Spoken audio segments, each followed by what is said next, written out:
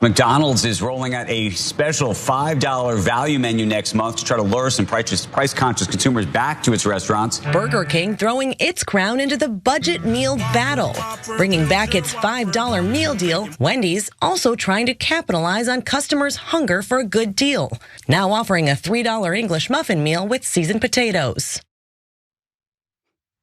Consumer backlash has now led to some of these fast food companies trying to lure them back in with lower prices, new value meals.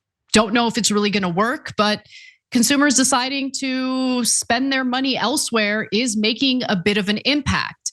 But the real question is inflation slowing down in the broader economy?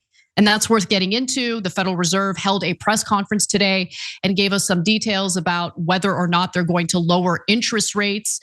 And before we get to that, I do want to give you some of the reporting from the Washington Post because it conflicts somewhat with what we heard from the Federal Reserve today. So Ford recently, for instance, marked down its electric Mustang Mach-E by 17%. Target is slashing prices on 5,000 items, including some laundry detergent by 5%, Clorox wipes by 14%, and Purina One cat food by 17%. And at Walgreens, swim goggles and Squishmallows are discounted by as much as 40%. John is real excited about the update on Squishmallows. I, however, don't care as much about those things. Maybe I care a little bit about the Clorox wipes, but overall, the areas where Americans are really struggling right now have to do with food at grocery stores, fuel prices, housing, which unfortunately is showing signs of accelerating inflation. We'll get to that in a moment.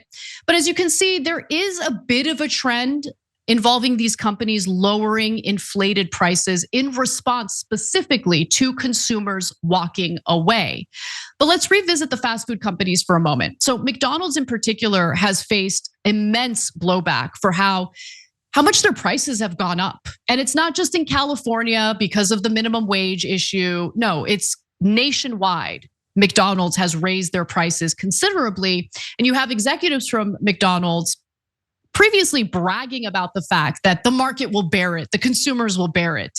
So last October, McDonald's CEO, Chris Kempczynski, bragged to analysts about basically getting away with raising their prices in recent years, saying, quote, even though we're pushing through pricing, the consumer is tolerating it well. And really, this is the only way in our current economy to get companies to lower their prices. If the consumers are willing to pay the high prices, they're going to keep the high prices and they're going to keep going up. But if consumers are like, no, this is a bit too much for me, I'm going to cook at home instead, or decide to go to a sit-down restaurant because the prices are comparable to fast food restaurants now, that's what they're going to do. Pausing here to deliver some honest truth as we do in our news coverage as well.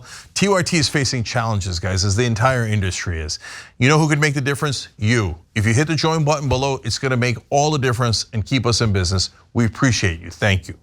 And McDonald's did make out like a bandit last year. They reached a 46% profit margin in 2023, which marked a record for the company. Restaurant Brands International, which owns Burger King and Popeyes, among other brands, bought over $800 million in their own stock in 2022 and 2023. And so let's take a look at this graphic, because as you can see, the numbers that you see on the right are in the millions of dollars. The column on the left represents the total for 2023, and the column on the right represents the total for 2022.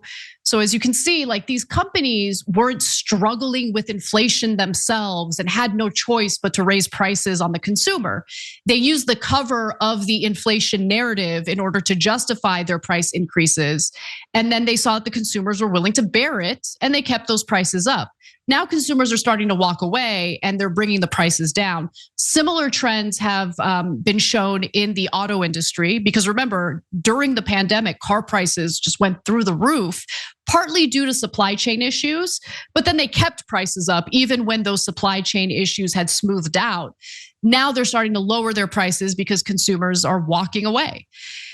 And so let's go to Yum Brands, which owns KFC, Pizza Hut, Taco Bell, and The Habit. They announced the following in 2022. The board of directors approved a new share repurchase authorization, which authorizes repurchases of stock of up to $2 billion in shares of common stock through June 30th of 2024. And as we've talked about before, doing corporate stock buybacks actually gives the executives a raise because their pay packages include a salary, but the bulk of their pay packages, where the real value is they get paid in shares of company stock.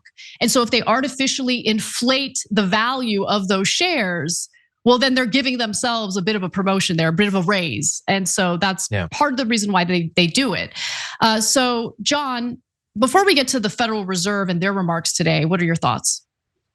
Yeah, they do that for the reasons you laid out. And theoretically, they shouldn't do that because it's self-interested. So the board should check them, but the board doesn't want them to because they also probably hold a massive amount of stock.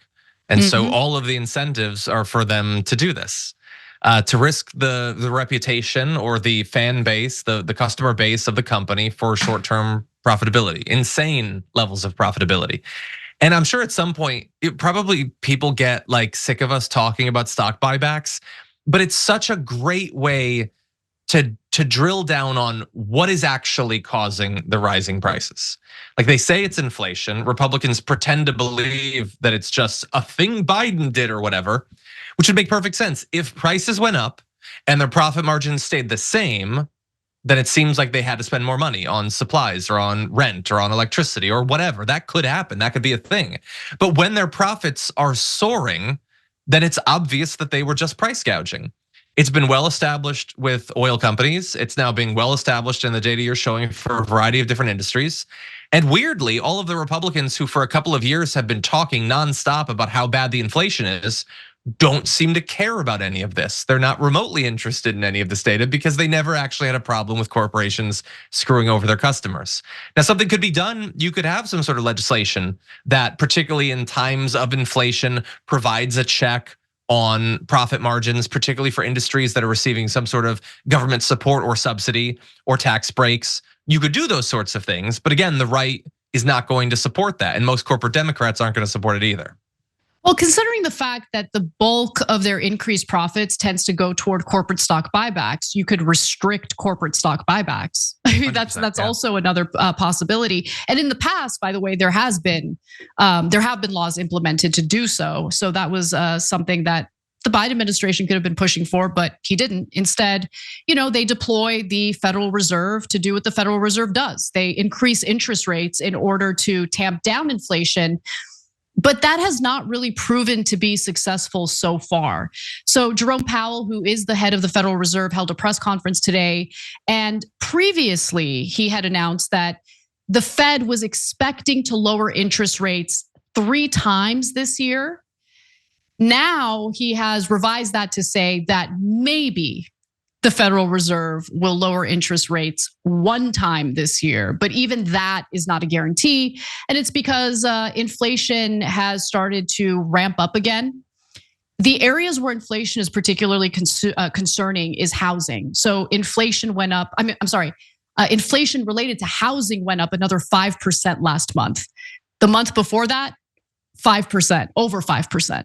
And so that is an area where Americans are really suffering. And there is no end in sight because housing will continue to go up in value. The inflation will continue to be a problem if you do not have an increased inventory of housing, both residential housing for people who want to be homeowners, for people to buy, and also rental units. This is a nationwide issue that has been neglected by our elected lawmakers, both in Congress and in the executive branch, if you ask me. There just needs to be laser focus on building more housing, period. The other area where inflation continues to be a bit sticky is, of course, groceries. That has slowed down a little bit. So there is a little bit of good news there. Inflation related to fuel prices has slowed down, but it doesn't mean that the prices aren't going up. It just means that inflation is slowing. And so as a result, one of the other recommendations from the Federal Reserve is that anyone getting raises should not receive a raise above 2%. Because the point is to basically take the buying power away from the consumer to cool off the market. So no good news really when it comes to inflation. It's not good news for the Biden administration because consumers are really struggling with inflation, and they're struggling with the fact that they have to take out more debt, increasing debt in order to buy some of the necessities. The savings that they managed to accumulate during the coronavirus pandemic has run out. So there are lots of issues. And the other thing that I'll add is the Bureau of Labor Statistics came out with its jobs report recently. And while on the surface level, it looks positive because unemployment is still very, very low, there actually has been a shift in where full-time jobs have decreased considerably, and there are an increased percentage of Americans working multiple part-time jobs. That was stated in the Bureau of Labor Statistics report that just came out. You have to do a little digging to find that data, but it's there, and it's definitely concerning to say the least. So it's going to hurt Biden in his reelection chances. I don't know if he's going to be able to turn it around, but he's a little distracted right now representing the best interests of a foreign country as opposed to the best interests of the American people. So what can he do? John, any final words? Yeah, look, I think some of the data, some of the stuff you went over could potentially help. Some of the things that we're seeing price decreases on are the sorts of everyday things that people, I think, derive a lot of their overall view of the health of the economy from. I think that's potentially good news for him, particularly if it's a part of a continuing trend rather than some sort of blip.